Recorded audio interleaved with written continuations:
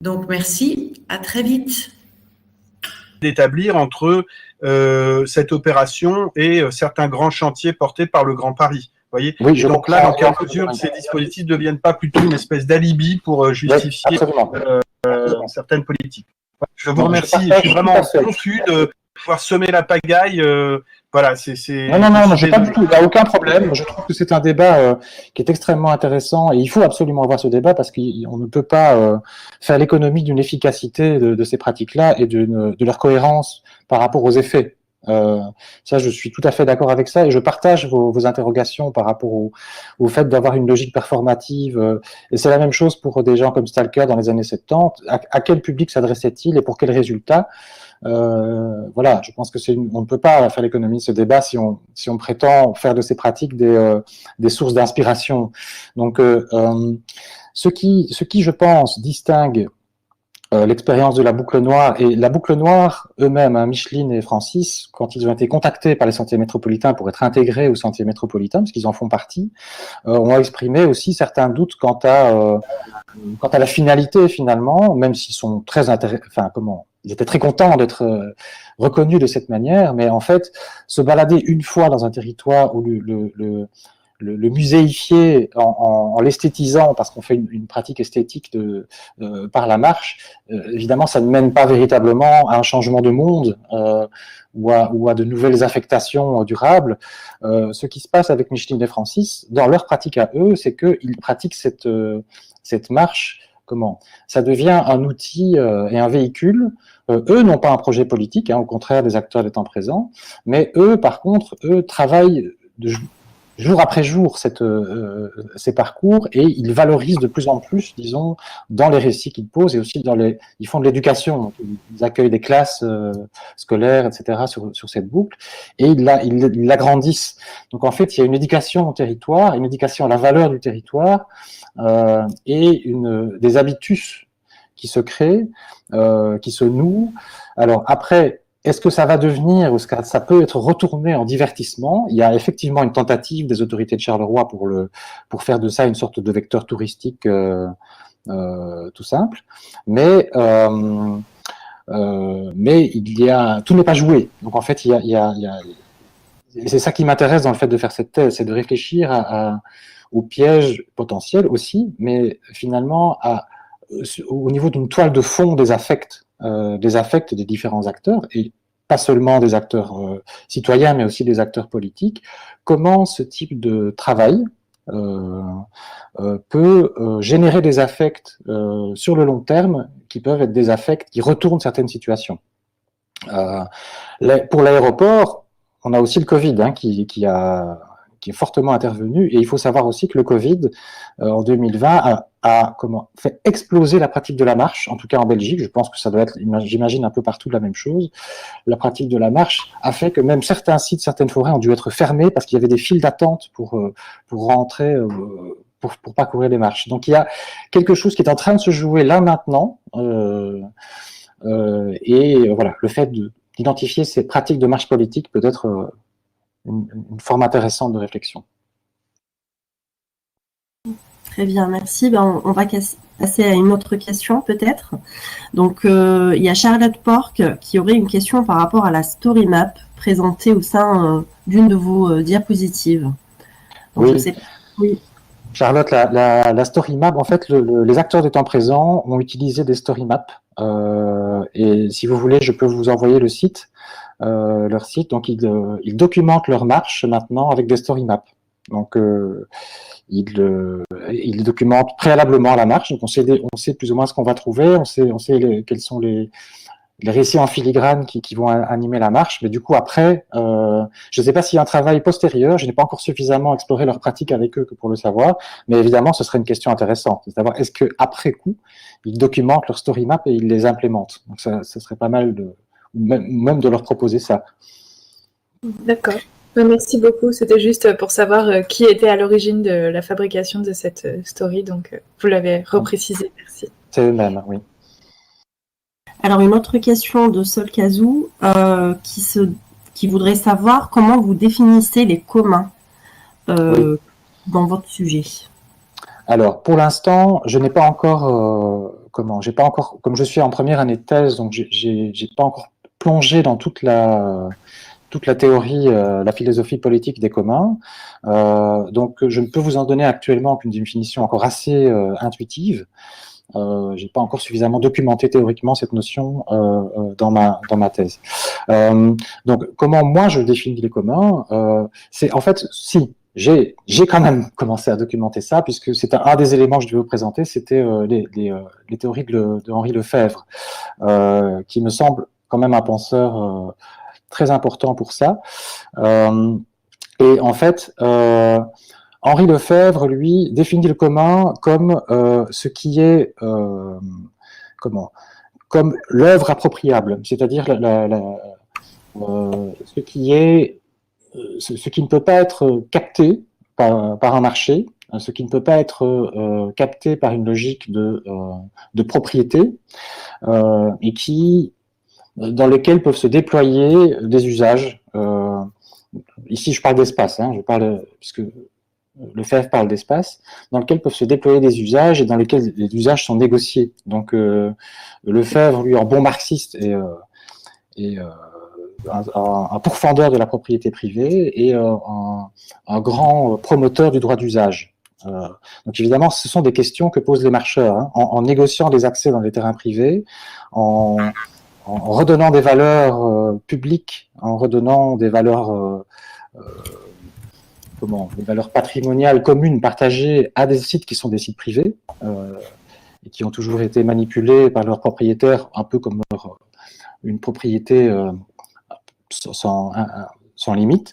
Il y a une recréation d'affects communs sur des lieux qui en fait ont été privés qui ont été supprimés de l'espace public et de l'espace commun. Alors, si vous voulez poser vos questions par micro, vous pouvez aussi. Donc, sinon, je continue avec les questions. Il y a une question de Sylvie Salle qui rebondit. Oui, allez-y.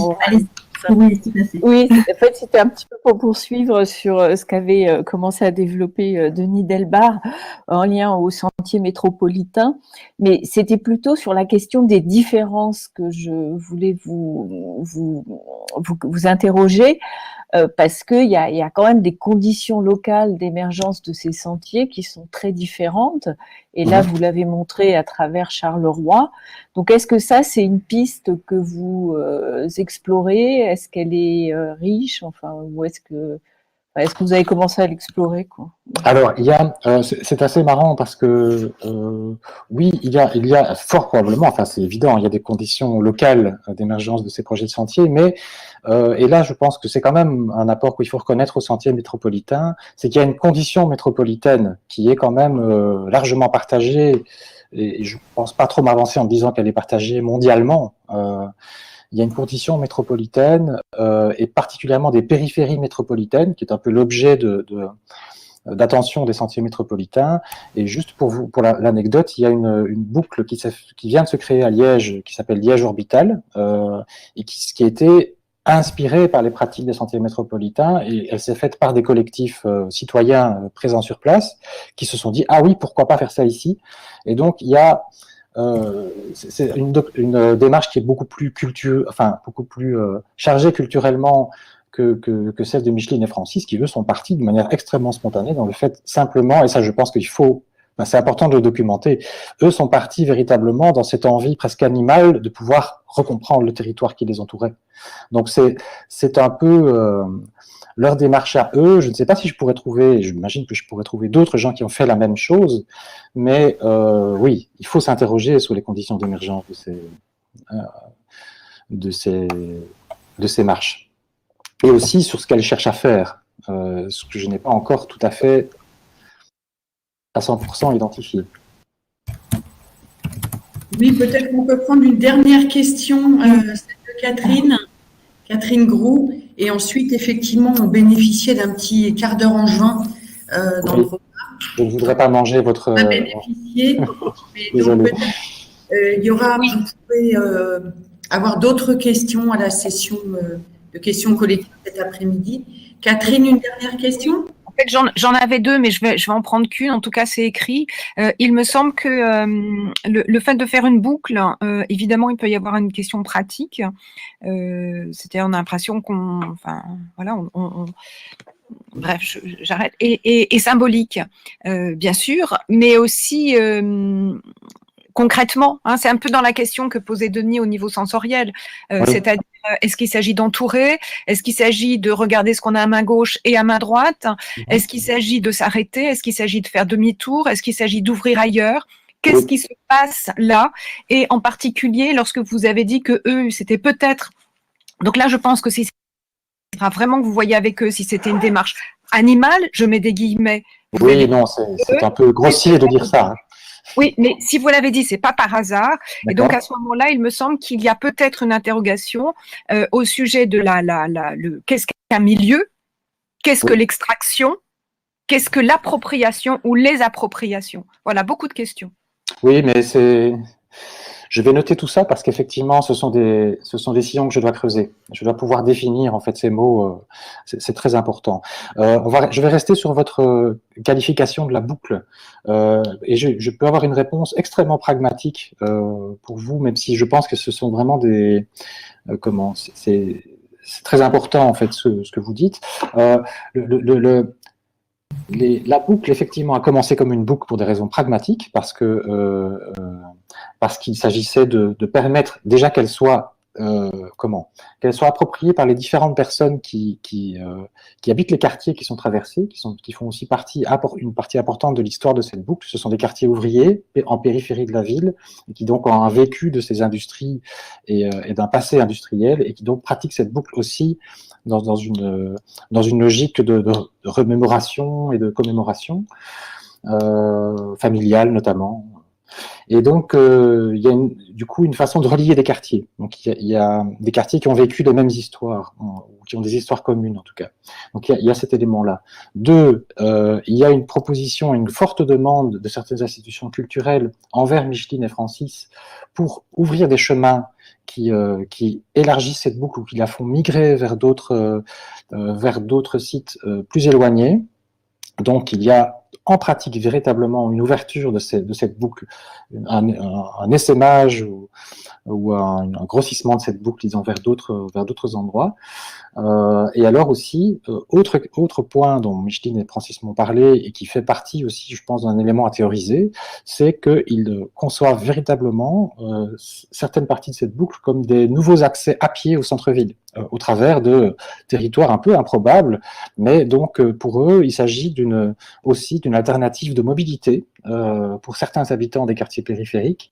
Et ils essayent de recréer ces habitus de mobilité. Alors c'est encore assez embryonnaire, mais pour eux, c'est ce qu'ils tentent aussi de promotionner, c'est de pouvoir retourner au centre-ville sans prendre sa voiture et en parcourant en fait le terrain. On va peut-être s'arrêter là pour ce midi. Merci beaucoup, Mickaël, pour votre présentation. Merci, Imer, pour avoir assuré la double présentation. Merci, Denis, à distance. Denis, penses-tu que cet après-midi, tu peux reprendre ou Écoute, je pense que ça dépendra des cours de mes deux étudiants à domicile. Oui. Voilà, j'espère que le réseau se sera un peu désencombré. Maximum en tout cas. Sinon, on fonctionnera tous les trois, Imen, toi à distance et puis moi. Oui. Merci beaucoup, Fabienne aussi, pour ton aide. Et merci Mickaël, c'était vraiment passionnant, tout à fait passionnant. Merci. Et Mickaël, on retrouvera un temps de questions donc collectif à la fin de la session cet après-midi. Merci à tous, bon appétit, on se retrouve à 13h30. Merci, bon appétit. Bon appétit.